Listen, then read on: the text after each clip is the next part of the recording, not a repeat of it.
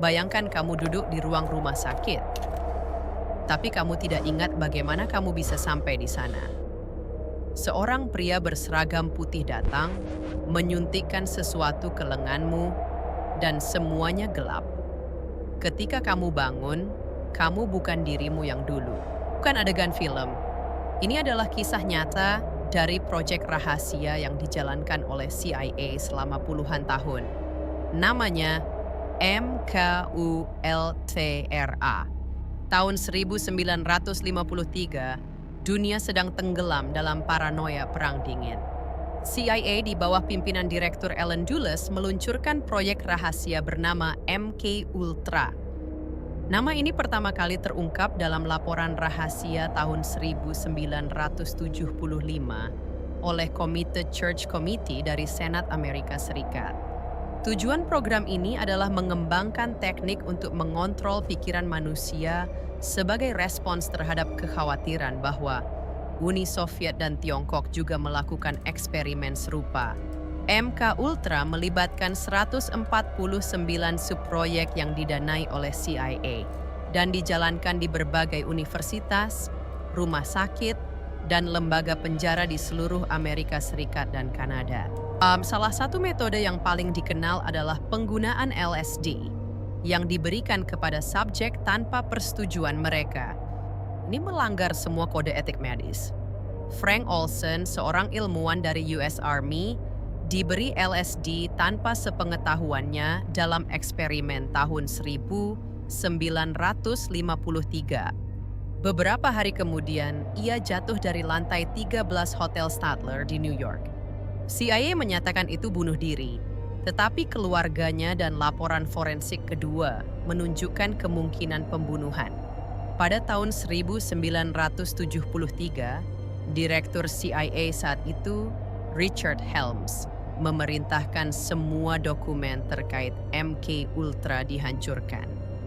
Namun sekitar 20.000 dokumen anggaran tidak sengaja selamat dan menjadi bukti penting. Tahun 1975, investigasi oleh Church Committee dan Rockefeller Commission mengungkap banyak dari eksperimen yang melanggar HAM. CIA akhirnya mengakui keberadaan MK Ultra di depan publik.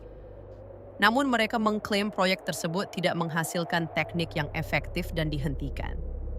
Meskipun secara resmi dihentikan, banyak peneliti dan jurnalis percaya bahwa prinsip-prinsip dari MK Ultra tetap digunakan dengan cara lain.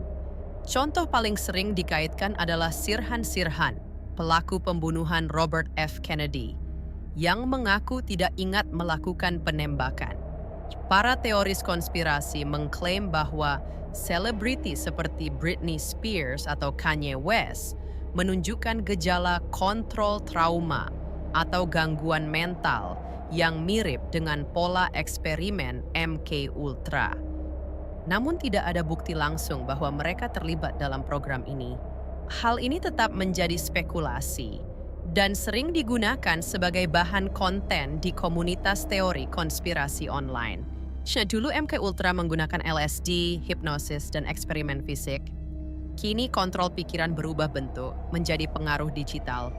Skandal Cambridge Analytica tahun 2018 memperlihatkan bagaimana data pengguna Facebook digunakan untuk mempengaruhi opini publik dalam Pilpres Amerika Serikat dan referendum Brexit. Edward Snowden juga membongkar praktik pengawasan massal oleh NSA yang menunjukkan sejauh mana pemerintah mampu mengetahui dan memanipulasi perilaku masyarakat. Meski tidak terkait langsung dengan MK Ultra, beberapa pengamat melihat kesamaan dalam tujuannya, mengontrol populasi secara sistematis. MK Ultra bukan sekadar kisah masa lalu. Itu adalah pengingat bahwa eksperimen terhadap pikiran manusia bukan hanya mungkin, tapi pernah dilakukan secara sistematis. Hari ini kita tidak perlu laboratorium rahasia untuk mengendalikan pikiran.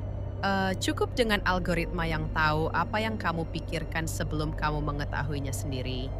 Apakah kamu yakin keputusanmu benar-benar milikmu? Atau sudah dipengaruhi sejak awal oleh sistem yang tak kamu sadari?